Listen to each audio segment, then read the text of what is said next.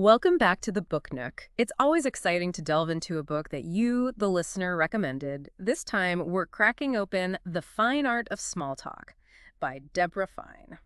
Ready to unlock the secrets of effortless conversation. I think we all are. I know I am. I mean, who hasn't fumbled through those awkward silences or wish they could just strike up a conversation with more confidence? Exactly. And what I love about this book is that it's not just about becoming some smooth-talking social butterfly. Oh, yeah, totally. It's more about like building genuine connections, Uh, and Fine really emphasizes that these are skills anyone can learn, and that's super encouraging. Yeah, absolutely. It's a process. So, to kick things off, Fine makes a really compelling case for why small talk matters. A lot of people dismiss it as just superficial chit chat, but Fine argues it's actually the foundation, like the crucial first step to building any meaningful relationship, whether it's personal, professional, romantic, you name it. It makes sense if you think about it. It's how we make those initial connections, how we establish rapport and common ground. You can't just launch into a deep discussion about like quantum physics or the meaning of life with someone you barely know. Uh-huh, right. You need to warm up a little first, build some trust and comfort. Right, exactly. And what's really interesting is that Deborah Fine herself wasn't always a master conversationalist. She actually describes herself as a like former nerdy engineer who struggled with social skills. I love that. It makes her advice even more relatable, right? If she can transform herself into a communication expert, there's hope for all of us. For sure. So let's dig into some of the actionable tips she offers. The book is packed with them. Oh, it totally is. Okay, let's start with one of the most fundamental pieces, taking initiative. Yeah, a lot of us wait for someone else to make the first move, but Fine urges us to be the ones to step forward, so to speak. Smile first, make eye contact, say hello, simple things, but they can really make a difference. Totally. It shows you're open and approachable. You're essentially extending an invitation for connection. And Fine even offers a little trick, a little mental hack for those of us who might feel a bit intimidated by like networking events or social gatherings. Hmm. I'm intrigued. What's the trick? She suggests turning those mixing and mingling situations into like mini challenges. Set a goal for yourself like, I'm going to talk to 3 new people tonight, and then reward yourself when you achieve it. Well, I like that. That gamifies it a bit. It makes it less scary and more like fun. Exactly. And when it comes to introductions, Fine is all about clarity and confidence. Extend your hand, make eye contact, smile warmly, and clearly state your name. Yeah, those are the basics, but so many people fumble them. You'd be surprised how many times I've been in situations where someone mumbles their name or avoids eye contact altogether. It makes it hard to connect. Absolutely. And, the same principles apply in the virtual world, too. Being one of the first to greet others in, say, an online meeting can really set a positive and welcoming tone. It's like a virtual handshake. Right. It shows you're present and engaged, even if you're not physically in the same room. Right. Speaking of being present, Fine has some really interesting insights on the power of remembering names. It's one of those things that can instantly make someone feel seen and valued. Oh, for sure. I mean, how many times have you been introduced to someone and then, like, 2 seconds later, their name has completely vanished from your brain? Haha. All the time. But Fine has some practical tips for actually, like, making those names stick. Like, when you're introduced to someone, make a conscious effort to repeat their name right back to them. So nice to meet you, Sarah. It helps reinforce it in your mind. Yeah, and try to use their name again naturally within the first few moments of the conversation. It shows you're paying attention, and people really appreciate that. And, okay, let's be honest, sometimes no matter how hard we try, we're going to forget a name. Happens to the best of us. I've been there so many times. Fine's advice is to just own up to it. Instead Right. of like awkwardly trying to avoid using their name, just politely confess and ask again, I'm so sorry, I'm blanking on your name. Could you remind me? Most people are totally understanding. Definitely. Honesty is the best policy in that situation.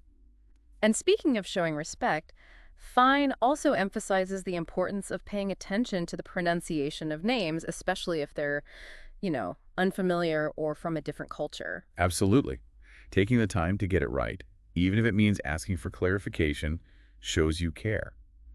And on that note, she also reminds us to always use people's names respectfully. Don't shorten their name or use a nickname unless they've given you permission to do so. So true. It's about respecting their boundaries and preferences. Fine has this really smart observation about social settings, especially crowded ones, where you might have met someone before, but you're not entirely sure. Oh, yeah. I know exactly what you mean. That can be tricky. Yeah. She suggests saying, "It's nice to see you," rather than "nice to meet you." It's a subtle difference, but it avoids that potential awkwardness of implying you're meeting for the first time when you've actually met before. Oh, that is clever. It shows a certain level of like social awareness that people appreciate.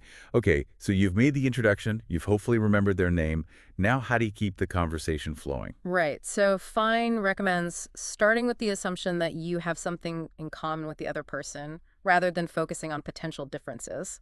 It's like shifting your mindset to one of curiosity and connection. I like that because, often we get caught up in those initial judgments or assumptions about people based on appearances or like the little bit we might know about them. Totally. But when you go in with this assumption of shared experience, you're more likely to, find it. And this is where open-ended questions come in. Ah, yes. The key to unlocking engaging conversation. Right. Instead of asking questions that can be answered with a simple yes or no, like, "Are you enjoying the party?" Yeah, try something like, "What's been the highlight of your evening so far?" Or, "What brought you to this event?" Ooh, good examples. I know. And Fine gives a bunch more in the book. She also has this handy acronym, FORM, to help remember those key areas to explore in conversation. Form. What does that stand for? It stands for family, occupation, recreation, and motivation. Things like, "Tell me about your family. What do you do for work? What are your hobbies? What are you passionate about?"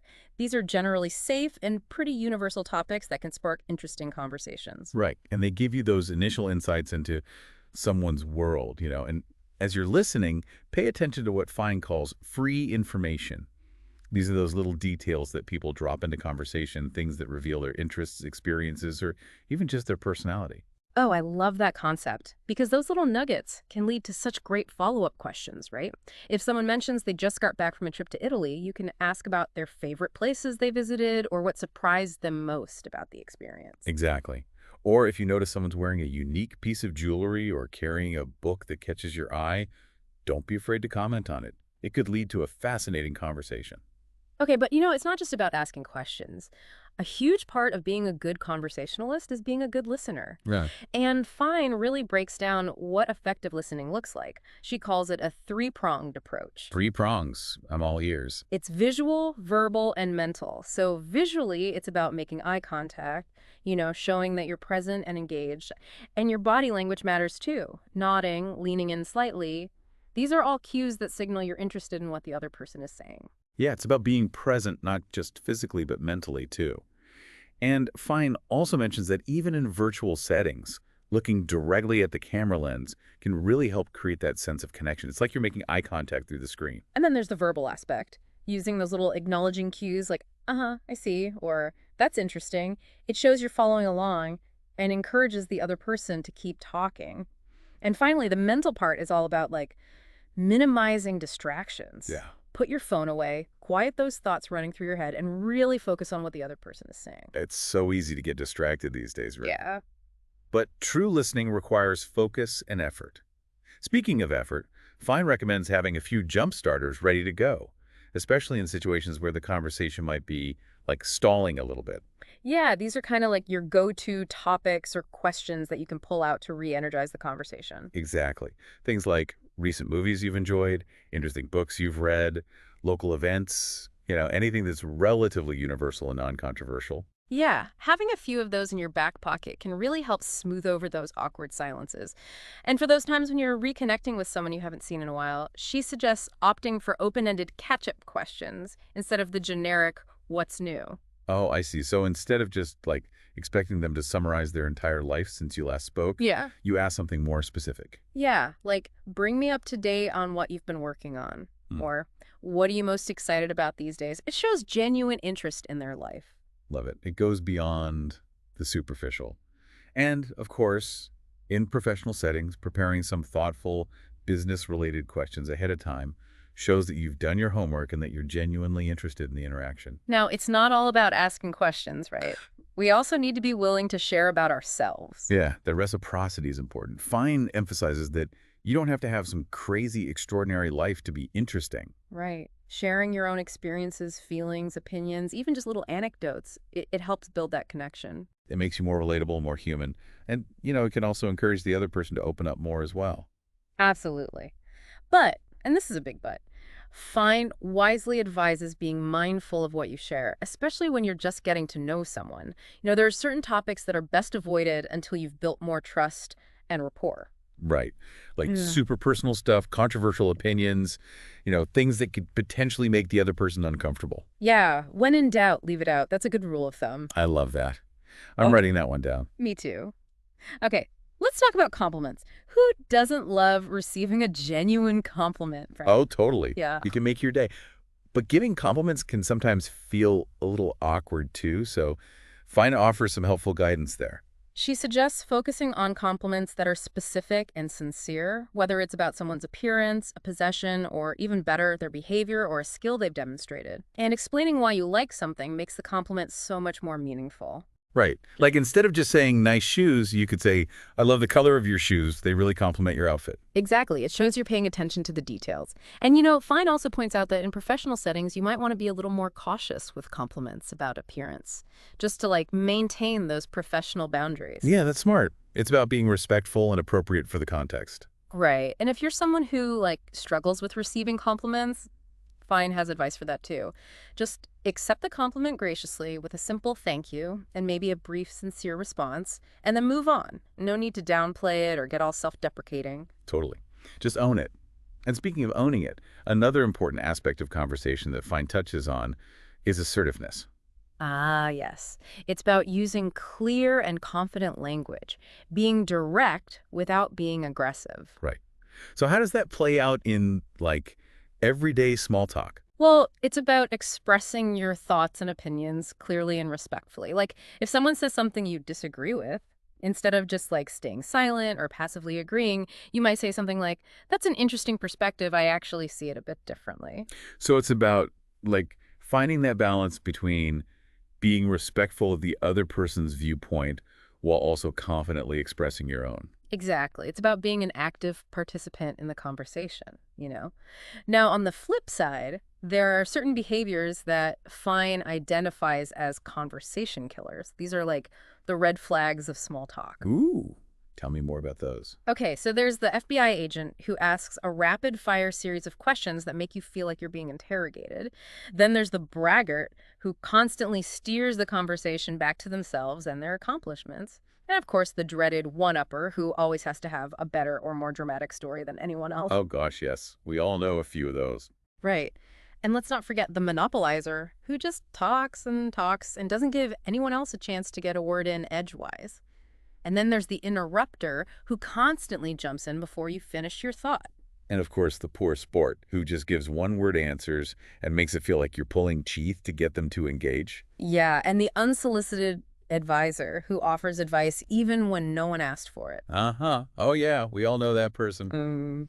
Fine really does cover all the bases.